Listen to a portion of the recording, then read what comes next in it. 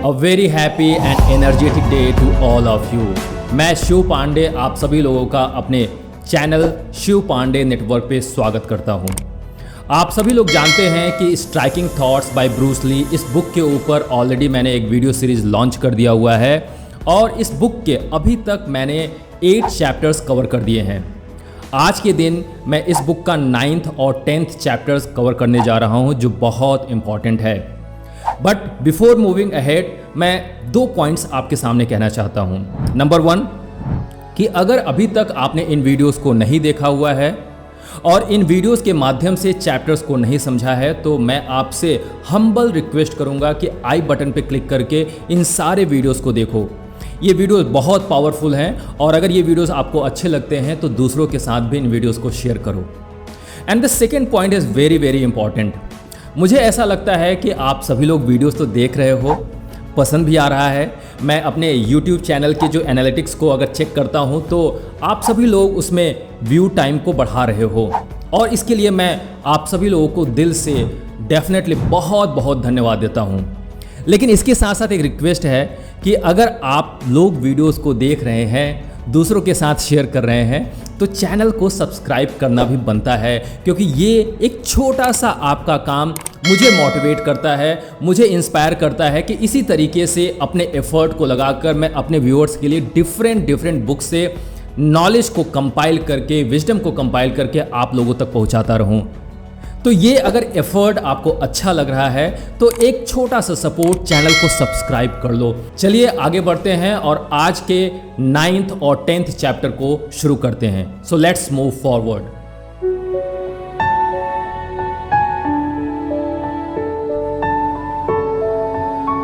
So this is chapter 9 and the name of this chapter is the void. Void क्या होता है? Void emptiness, शून्य, nothingness. आखिर ये हमारी लाइफ के लिए इंपॉर्टेंट क्यों है?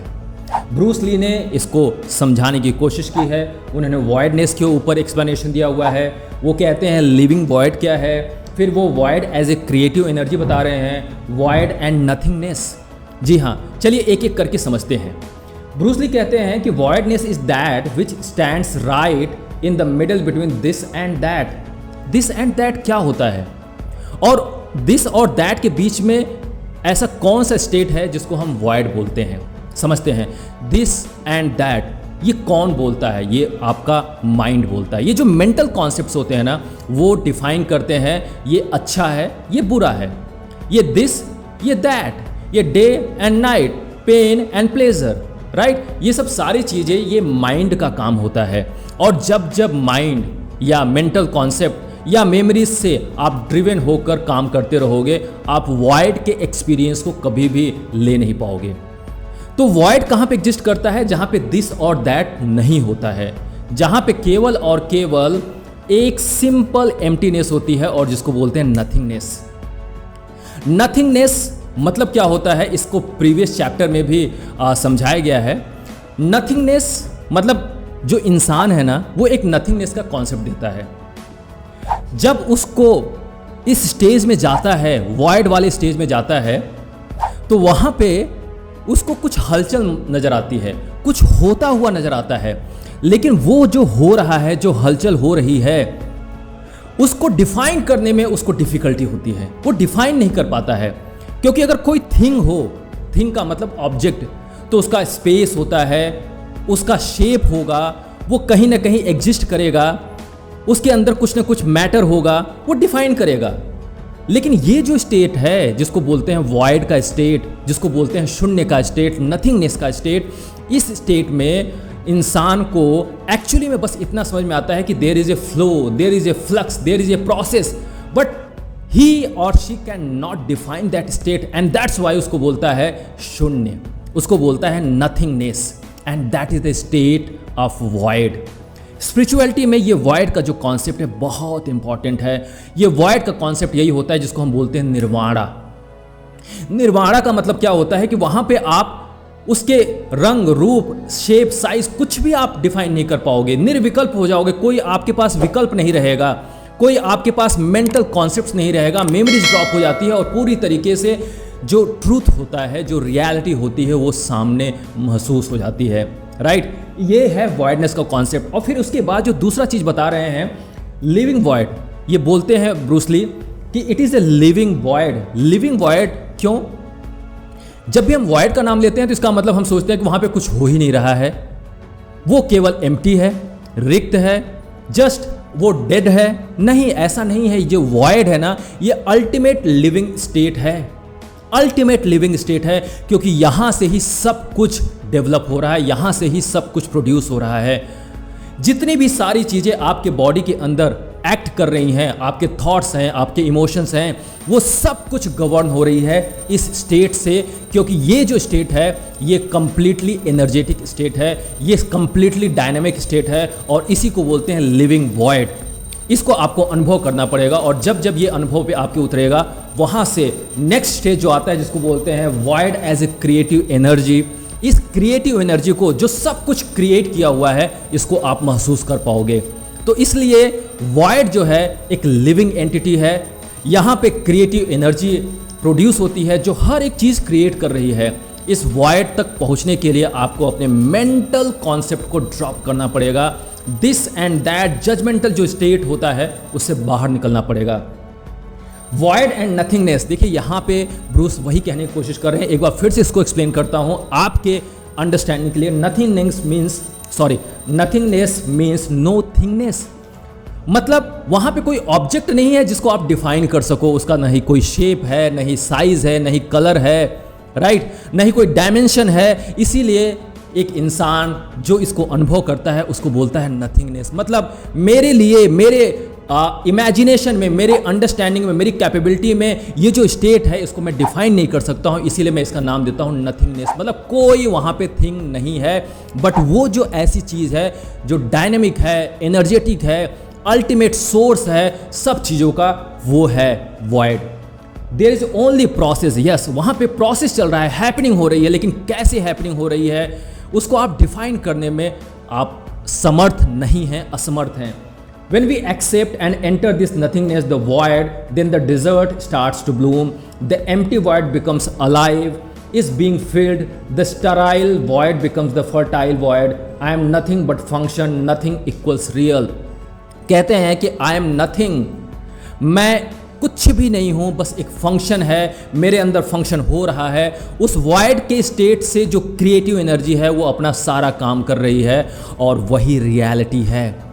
डियर फ्रेंड्स, मैं आप सभी लोगों को समझाने की कोशिश कर रहा हूँ, ये स्पिरिचुअलिटी का एक गहरा कॉन्सेप्ट है।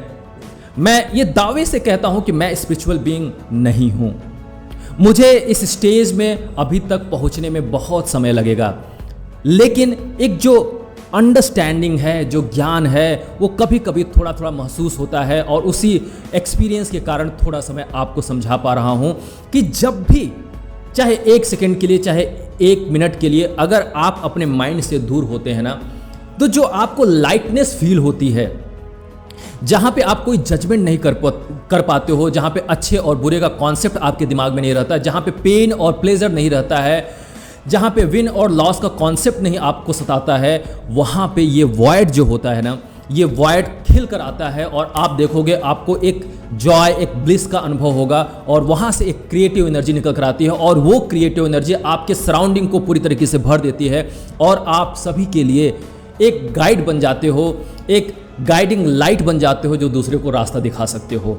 So this is the concept of the void, और मैं चाहता हूँ कि आप सभी लोग इस स्टेट में डेफिनेटली पहुँचें, और ये बहुत सिंपल है। बस आपको कोशिश करनी है कि किस स्टेट में, मतलब 24 घंटे में कम से कम 1 मिनट के लिए, 2 मिनट के लिए अपने आप को माइंड से दूर करें, और उसके लिए आपको अपने ब्रेथ पे फोकस करना पड़ेगा, और ये स्टेट आपको अनुभव हो सकता है। नेक्स्ट जो चैप्टर है वो बहुत इंपॉर्टेंट है, and this is the chapter 10, and this is last chapter of the part 1, that is the first principle, and the chapter name is death, on death. Bruce Lee death के बारे में क्या समझाते हैं? जब भी हम डेथ का नाम लेते हैं ना, हमारे अंदर एक कपकपी होने लगती है। ओ माय गॉड, मृत्यु आपको डरा के रखती है ना, जैसे लगता है कि सब कुछ छूट जाएगा। माय डियर फ्रेंड, किस इल्यूजन में आप रह रहे हो? क्या कोई डेथ से बच पाया है? इस अर्थ पे, इस यूनिवर्स में जो भी चीज एग्जिस्ट कर रही है उसका एक्सपायरी डेट तो है ही है, राइट? जो ये मटेरियल है ना, ये मटेरियल पेरिशेबल है। हर एक मटेरियल कभी ना कभी डेफिनेटली खत्म होगा। तो जो चीज़ श्योर है, जो चीज़ ऑब्वियस है, उससे डरना किस बात का। तो जब आपको डेथ डराती है ना, तो आपको ये बात समझना है कि डेथ को एम्ब्रेस करो, क्योंकि जो रियल है, जो ट्रुथ है, जो ऑब्वियस है, उसको आपको एम्ब्रेस जब कर लोगे ना, तो उसके साथ आप खेल सकते हो, उसके साथ आप जी सकते हो। यहाँ पे बता रहे हैं Bruce Lee, don't neglect life by worrying about death. जब आप डेथ की चिंता करोगे ना, तो आप डेफिनेटली लाइफ से दूर हो जाओगे। लाइफ क्या है? Life is all about expansion, life is all about enjoying the day, life is all about enjoying all the happening, life is all about understanding the process. तो जब आप डेथ के ऊपर चिंता करते हो, जो ऑब्वियस है, जिससे आप छूट नहीं सकते हो, तो जरा सोचो, उस चिंता में आप जो लाइफ के हैपनिंग मोमेंट्स है, उससे आप दूर हो जाते हो। तो ब्रूस कहते हैं कभी भी डेथ के बारे में चिंता मत करो, डेथ के बारे में चिंता मत करो, डेथ के बारे में मत सोचो, लाइफ को एंजॉय करो। हर एक मोमेंट में अपना पूरा जीवन उसमें झोंक दो और उसको एंजॉय करो। जो भी प्रोसेस हो रहा है, दिस एंड दैट का कॉन्सेप्ट हटाकर, बैड एंड गुड का कॉन्सेप्ट हटाकर, बस उस हैपनिंग में अपने आप को रख दो और फिर देखो लाइफ आपको एम्ब्रेस करेगी। रादर आप लाइफ को एम्ब्रेस कर लोगे और लाइफ हैपनिंग हो जाएगी। फिर कहते हैं the way of death. Death के बारे में समझाते हैं। देखो, डेथ का एक रास्ता है। कह रहे हैं through the ages the end for heroes is the same as the ordinary man. चाहे आप हीरो हो, सेलिब्रिटी हो, बड़ी से बड़ी पर्सनालिटी हो, बहुत फेमस पर्सनालिटी हो, बहुत ढेर सारे पैसे भी हो आप, लेकिन जो डेथ का रास्ता है ना, वो दोनों के लिए सेम है। चाहे वो ऑर्डिनरी पर्सन हो, चाहे साधारण आदमी हो, चाहे असाधारण इंसान हो, सब के लिए वही एक रास्ता है। और जब वो एक ही रास्ता है, यूनिवर्स कभी भी बायस नहीं होती है। जो प्रोसेस है ना यूनिवर्स का, वो बायसनेस कभी नहीं होता। उसको ये अच्छा ही नहीं लगता है कि मेरे लिए कौन बड़ा है या कौन छोटा है। वो सभी को एक जैसे ट्रीट करती है। यूनिवर्स का लॉ ही यही है कि सभी को एक जैसे ट्रीट करना है। तो इसीलिए साधारण इंसान हो, असाधारण इंसान हो, डेथ का एक ही रास्ता है, उसी रास्ते से गुजरना पड़ेगा। इसलिए माय डियर फ्रेंड, डेथ को याद करो। जब आप डेथ को याद करते रहोगे ना, तो आप कोई भी ऐसा काम नहीं करोगे जो आपके लिए अननेसेसरी हो, जो आपके लिए कंप्लीटली वेस्टेज हो। आप जीवन में हर एक काम को, हर एक चुनौतियों को इस तरीके से सामना करोगे कि जिसमें लाइफ उसमें भर सके और वो आपके लिए ब्लिसफुल हो जाए। Acceptance of death. देखो, ये कह रहे हैं the round of summer and winter becomes a blessing the moment we give up the fantasy of eternal spring. मतलब क्या हुआ? अगर आपने अपने दिमाग से ये बात निकाल दी कि हमेशा ही बसंत ऋतु मेरे सामने रहेगी, मतलब सब कुछ अच्छा ही अच्छा रहेगा, अगर आपने अपने दिमाग से ये बात निकाल दी, तो लाइफ में अगर विंटर सीजन आता है या समर सीजन आता है, तो आप उससे घबराओगे नहीं और आप दोनों ही चीज़ों को आसानी से एक्सेप्ट करोगे। तो अब आपने क्या किया? गुड एंड बैड का कॉन्सेप्ट छोड़ दिया और लाइफ को बस जी रहे हो। और यही बताते हैं कि एक्सेप्टेंस ऑफ डेथ, डेथ को एक्सेप्ट करो ना। जब लाइफ है तो लाइफ का एंड क्या है? डेथ है। और एक्चुअली में मैं बताऊं, जो डेथ होता है ना, वो डेथ मैटर का होता है, इस बॉडी का होता है। इस बॉडी का एक अपना रूल है जो यूनिवर्सल लॉ से गवर्न होता है, और इसीलिए ये बॉडी डेफिनेटली पेरिशेबल है और एक दिन इसका डेथ होना तय है। इसको आप कितना भी रोक लो, इसको आप बचा नहीं सकते हो। तो जो यूनिवर्सल लॉ से गवर्न हो रहा है, डेथ होना ही होना है, तो इसके लिए सबसे बेस्ट रूल आपके लिए है, बेस्ट फॉर्मूला ये है कि इसको आप एक्सेप्ट करो ना, पूरे दिल से एक्सेप्ट करो। और जैसे ही आप एक्सेप्टेंस डेथ के बारे में अपने अंदर लेकर आओगे, आप इसके बारे में चिंता नहीं करोगे और आप देखोगे कि लाइफ को आप एम्ब्रेस करना शुरू कर दोगे और हर एक इवेंट को एंजॉय करोगे। फिर कहते हैं आर्ट ऑफ डाइंग। क्या है डाइंग का आर्ट? क्या है डेथ का आर्ट? क्या है? जिस तरीके से आपके लिए लिविंग का आर्ट है, आप लाइफ को जीने का आर्ट खोज रहे हो, उसी तरीके से डेथ का भी एक आर्ट है। कैसे? ये कहते हैं like everyone else you want to learn the way to win but never to accept the way to lose. हम हमेशा ही ना कितने सारे ट्रेनिंग प्रोग्राम्स लेते हैं, कितनी सारे सेल्फ हेल्प बुक्स पढ़ते हैं, कितनी सारी चीज़ें अपने लिए करते हैं कि हम एक विनर बन जाएं, एक चैंपियन बन जाएं, क्योंकि हमें एक सिखाया गया है कि जो चैंपियन होता है वो इस देश में, इस जगह पे नाम कमाता है, लोग उसको एक्सेप्ट करते हैं, लोग सेलिब्रेट करते हैं। लेकिन जिस तरीके से आप विनर बनने के लिए अपने आप को लगा रहे हो, उसके कॉन्सेप्ट को सीखते हो, गाइडलाइंस लेते हो, वैसे ही आपके अंदर ये भाव होना चाहिए कि अगर मैं फेलियर को एक्सेप्ट कर सकूं, रास्ते में अगर फेलियर आए और उसको भी हंसते हंसते एक्सेप्ट करूं ना, तो आप सच्चे मायने में विनर होगे, आप सच्चे मायने में चैंपियन कहलाओगे। तो इसीलिए विनर बनने के लिए आपको ट्राई तो करना है, लेकिन अगर आपके सामने फेलियर्स आते हैं तो उसको भी एक्सेप्ट करने का एक गाइडलाइन आपके अंदर होना चाहिए, राइट। फिर कहते हैं to accept defeat, to learn to die is be liberated from it. जब आप डिफीट को एक्सेप्ट करते हो, जब डेथ को आप एक्सेप्ट करते हो, how to learn to die, इसको जब आप लर्न करने की कोशिश करते हो ना, तो आप डेफिनेटली लिबरेटेड हो जाते हो, स्वतंत्र हो जाते हो, मुक्त हो जाते हो, फ्री हो जाते हो। फिर आपको कोई बांध नहीं सकता है, क्योंकि जो सबसे वर्स्ट कंडीशन है कि आप डिफीट भी होगे तो भी आपको कोई दिक्कत नहीं है। आपको अगर मृत्यु भी एक्सेप्ट कर लेगी, एम्ब्रेस कर लेगी, तो भी आपको उसके लिए परेशानी नहीं है माय डियर फ्रेंड। तो आप सबसे बड़े चैंपियन कहलाओगे और आप सबसे ज़्यादा बेस्ट पर्सनालिटी होगी जो जीवन को अच्छी तरह से जी सकती है। तो इस बात को समझने की कोशिश करो, जो मृत्यु को एक्सेप्ट करता है ना, वही जीवन को पूरी तरीके से जी पाता है। Once you accept you are free to flow and to harmonize. Yes, जब डिफीट को आपने एक्सेप्ट कर लिया, मृत्यु को एक्सेप्ट कर लिया, सुख और दुख में कोई अंतर नहीं है, लाभ हानि में आपको परेशानी नहीं होती है, मृत्यु और जीवन में आपको खुशी मिलती है, तो आपको कोई हरा नहीं सकता है। आप पूरी तरीके से हार्मोनाइज हो जाते हो।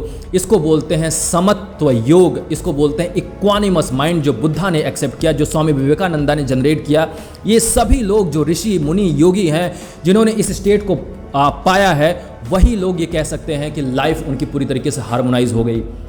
Fluidity is the way to an empty mind.